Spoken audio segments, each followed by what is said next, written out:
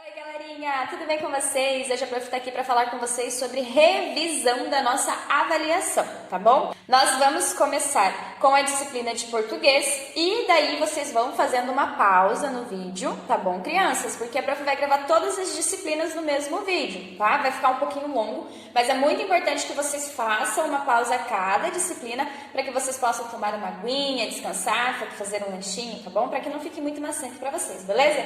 Bora começar então? Vamos então iniciar com língua portuguesa, tá bom? Nós vamos falar sobre contos de fadas. Nós trabalhamos bastante tempo sobre contos de fada, vimos as principais características, vocês lembram?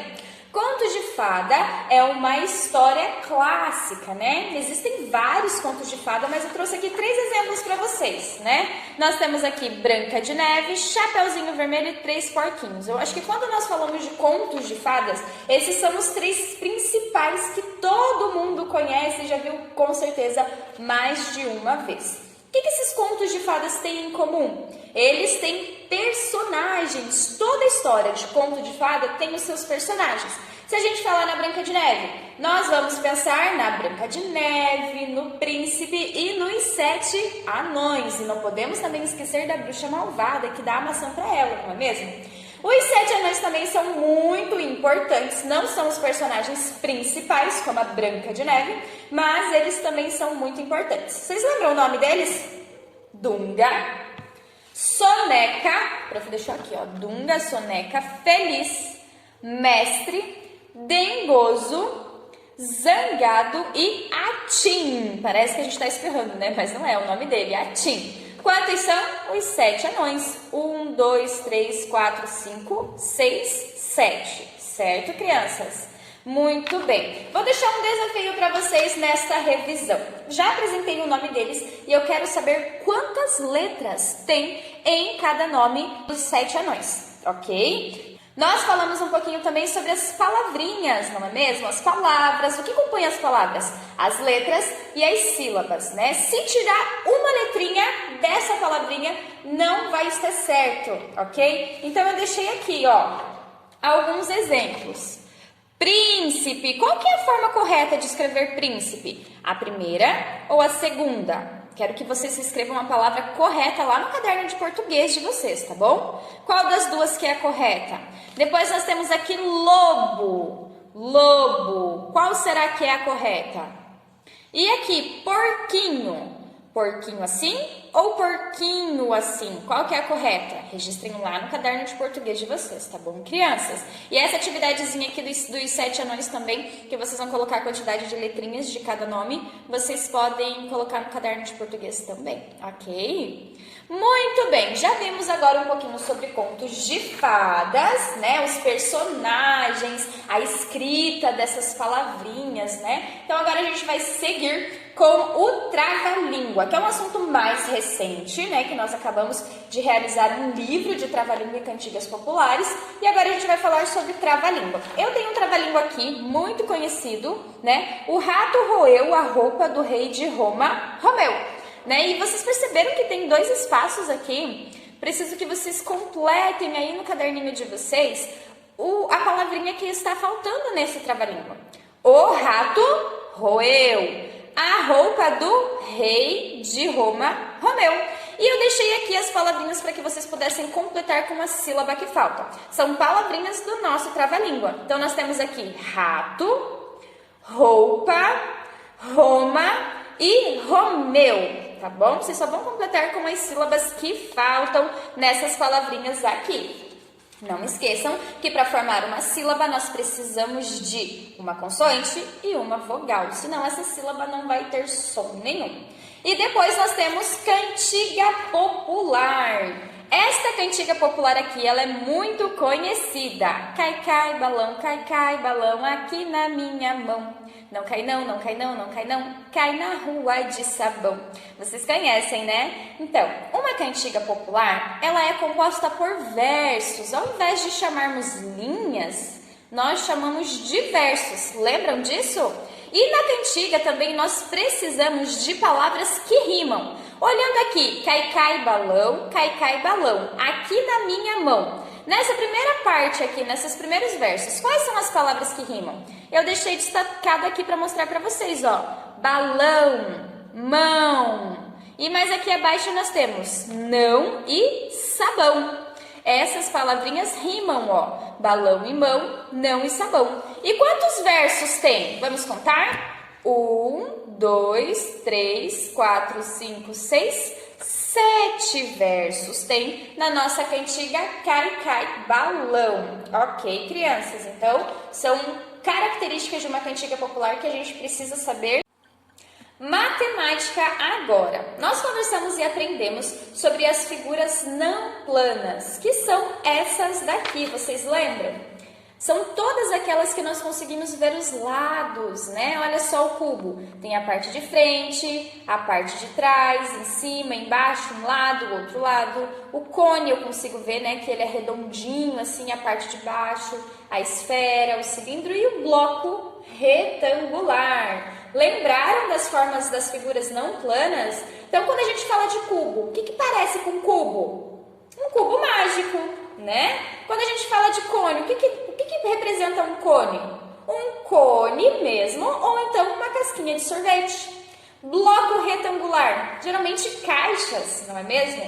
A esfera, uma bola, e o cilindro, me veio à mente agora uma latinha de Nescau. Bom, então esses são objetos que representam essas formas aqui, ok, crianças?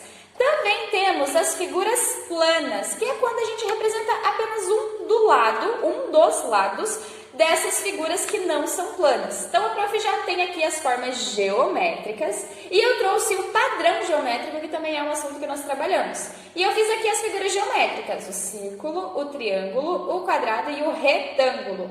Nessa sequência de padrão geométrico, qual que está faltando aqui? Vocês vão precisar completar lá no caderno de matemática de vocês, tá bom? E agora a gente vai falar um pouquinho sobre formas que são arredondadas e formas que não são arredondadas. Se eu pensar nesta minha garrafinha, ela é uma garrafinha, né? Se eu for desenhar ela, ela tem formas arredondadas, a tampinha aqui, a parte de baixo dela, né? E uma que eu posso apresentar para vocês que não é arredondada é esta régua, olha só. É reta aqui em cima, aqui nas laterais, né? Então, a minha régua, ela não é arredondada. Desafio para vocês.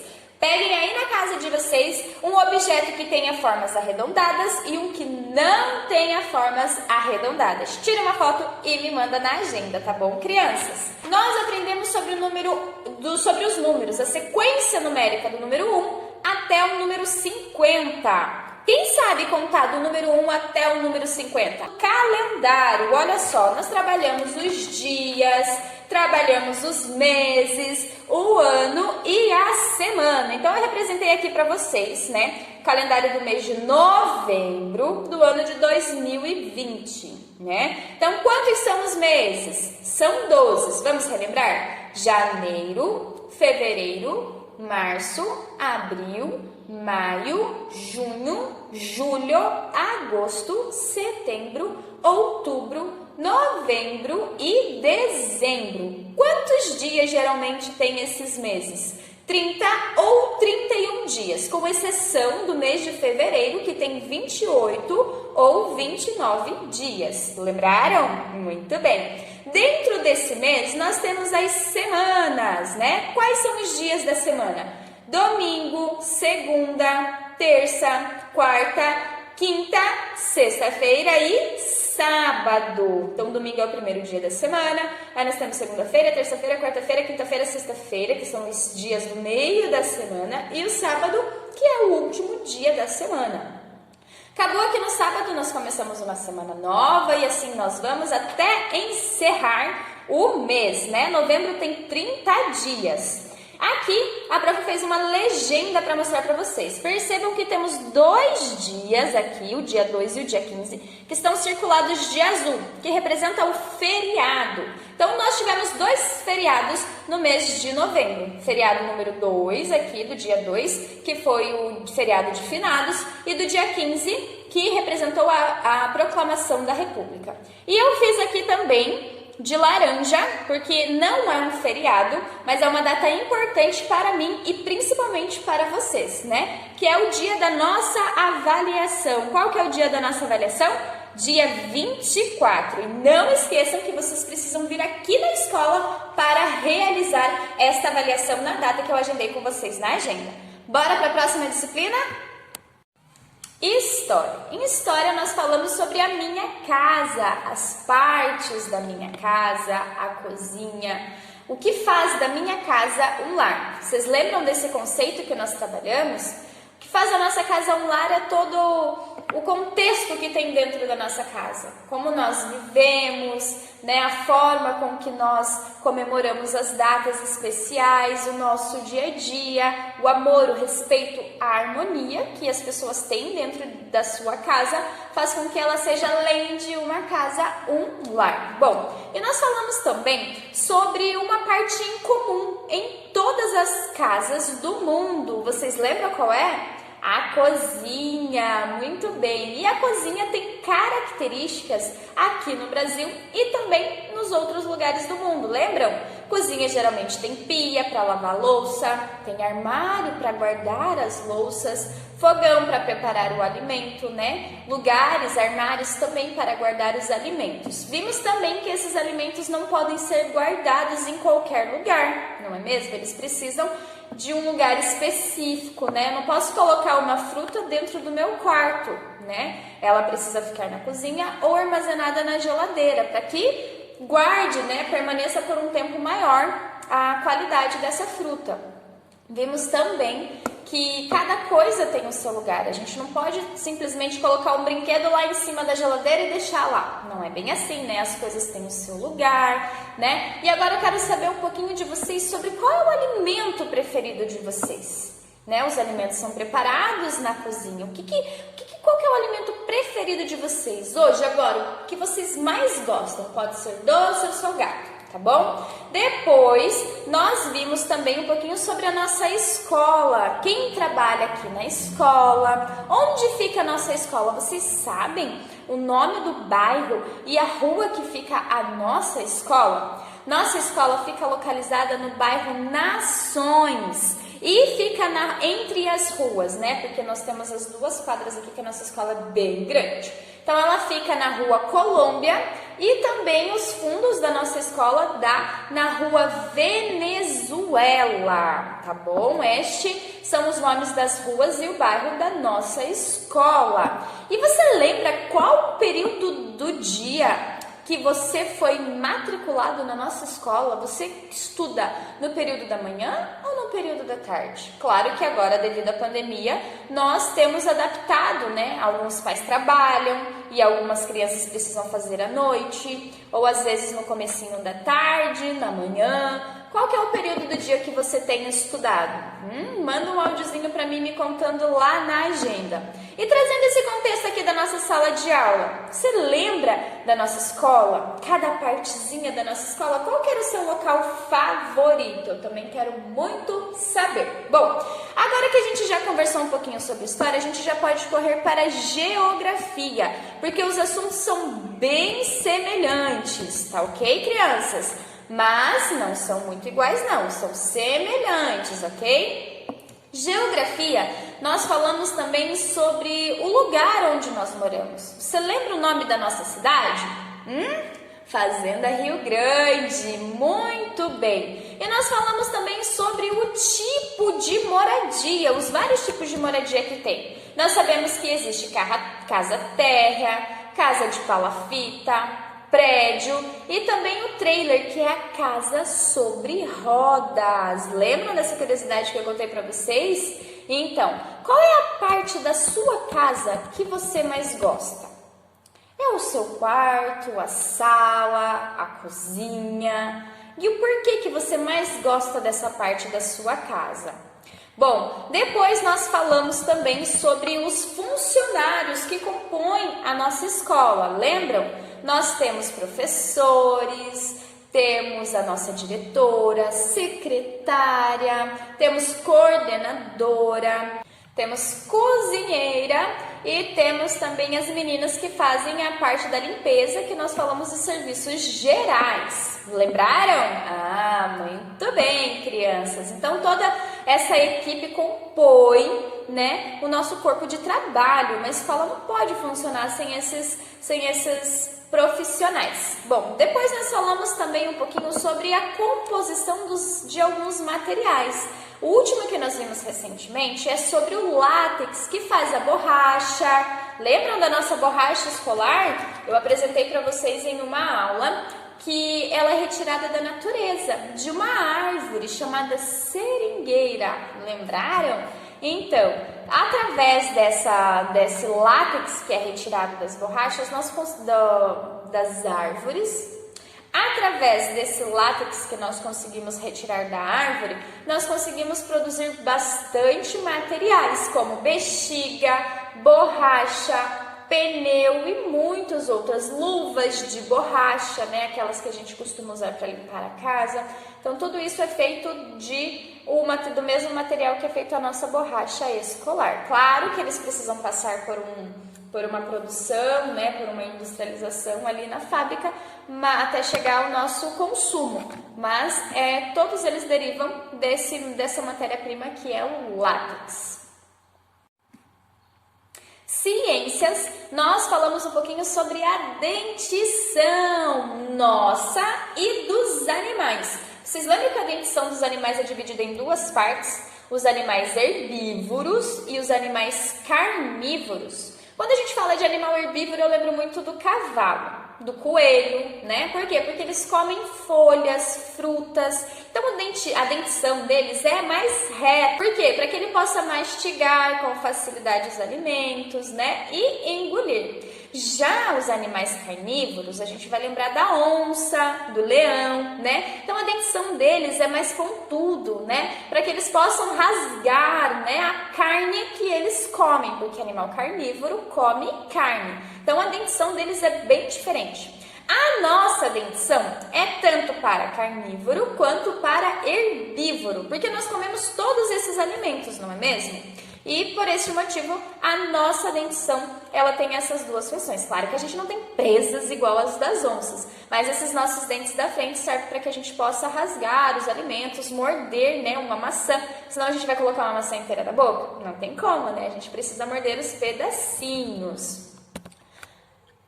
E como é que nós cuidamos do nosso dente? Se a gente não escovar, não passar fio dental, não usar enxaguante bucal, né, bonitinho ali, certinho como tem que ser, o que vai acontecer? O bichinho do dente vem e ele começa a estragar o nosso dente e ali é formado uma cárie, né? A primeira marca da cárie é que ele fica o dente umas manchas brancas. E daí ele começa a comer o dentinho, faz uma manchinha amarelinha e vai ficando mais escuro, até que chega ao ponto de ficar preto o nosso dente devido à cárie, né? Então, nós precisamos evitar ter cárie. Como que a gente evita? Escovando os nossos dentes, passando fio dental, né, entre os dentes, porque tem um local que a escova de dente não alcança. E o enxaguante bucal também é muito importante, né, para que a gente mate todo e qualquer bichinho que esteja ali na nossa boquinha, que o fio dental não conseguiu tirar, e a escova de dente também não. Então, a gente tem que escovar os dentes sempre a cada refeição, quando a gente acorda, antes de dormir, é muito importante também, crianças. Ah, mas eu só comi uma balinha. Aí que tá o segredo. A balinha é cheia de doce, muito açúcar, e é o alimento preferido da cárie. Então, é muito importante que a gente limpe a nossa boquinha, o nosso dentinho toda vez após as refeições, tá bom? Falamos também das ferramentas que nós utilizamos, que facilita muito a nossa vida. A minha ferramenta de trabalho é o lápis, a caneta, o caderno e a borracha, né? As canetinhas, as canetas coloridas, são utensílios, são ferramentas que o homem inventou e que facilita muito a nossa vida. Quando a gente fala de utensílios, me lembra utensílios domésticos. Pois é, o homem também inventou a colher, o prato, o copo. O que mais que ele inventou? Inventou, nossa, muita coisa, né, gente? Se eu for aqui falar tudo, eu não vou ter vídeo aula para isso. Mas o homem inventou muita coisa que facilita a nossa vida no dia a dia. Também os utensílios domésticos, né? Que é tudo aquilo que nos auxilia em casa. Desde uma ferramenta que o papai usa para consertar uma tomada que esteja estragada, até as grandes ferramentas utilizadas em fábricas, né? E nós vimos também que essas ferramentas existem desde o homem das cavernas, não é mesmo? Quando ele utilizava as pedras para que eles pudessem obter aquilo que eles queriam. Então as ferramentas existem, né? Desde do nosso trabalho até a nossa casa, e elas são muito importantes, e ela tem uma função de facilitar a nossa vida. Depois nós vimos sobre o descarte correto do lixo, né? Então os alimentos, eles são descartados em que tipo de lixo? Aqueles que não dá mais para o nosso consumo, que já estão em processo de decomposição, né? Eles geralmente vão para o lixo marrom, que é o lixo orgânico. Mas e o metal? O papel, o vidro, para onde vão esses lixos que a gente precisa descartar? Cada um tem a sua cor correta e o seu descarte correto. O metal precisa ser descartado na lixeira amarela, o papel precisa ser descartado na lixeira azul, o vidro precisa ser descartado na lixeira verde, quase esqueci, e o plástico na lixeira vermelha. E o orgânico eu já falei que é na marrom. Bom, acho que é isso sobre ciências, e agora a gente vai falar um pouquinho sobre arte. No trimestre, nós aprendemos sobre a Ana Caldato, lembram dela? Então, a Ana Caldato, ela tinha um acervo de brinquedos antigos, ela adorava colecionar brinquedos antigos, né? Então ela tinha um acervo bastante grande com esses brinquedos antigos. A Suzy, né, e a sua casinha de boneca eram brinquedos que ela adorava, né, brincar quando era criança, e ela guardou então nesse acervo dela, nos brinquedinhos, a casinha da Suzy, a Suzy. Tinha também o jogo de pega-varetas, né, bola, que é um brinquedo super antigo. Conhecemos jogos, né, de formar palavras, que eram feitos de madeirinha também, muito antigos. Se eu falar para vocês de um videogame, um PSP, será que esse PSP vai fazer parte do acervo da Ana Caldato? Não, né? Não é da época dela, não faz parte do que ela cuida, não é mesmo? Depois nós aprendemos que ela adora fazer scrapbook. Lembram que é quando a gente tem uma fotografia? Ela gosta de decorar essas fotografias para guardar? Então, nós também vamos fazer um scrapbook. O que vocês vão fazer? Vocês vão escolher uma fotografia de vocês, colhem em uma folha sulfite essa fotografia e façam um scrapbook para que vocês possam guardar de recordação. Coloquem a data do dia de hoje que vocês estão fazendo, né? E decorem aí, utilizem canetinha, materiais diversos, só cuidado para não estragar a foto, tá bom? Então, esses foram detalhes que nós aprendemos sobre a Ana Caldato. Seguindo, nós estamos finalizando e vendo sobre o artista Ivan Cruz. Lembra do Ivan Cruz, que retrata brincadeiras antigas, brincadeiras africanas e indígenas? Então, o Ivan Cruz, ele tem uma característica muito importante, que ele não retrata rosto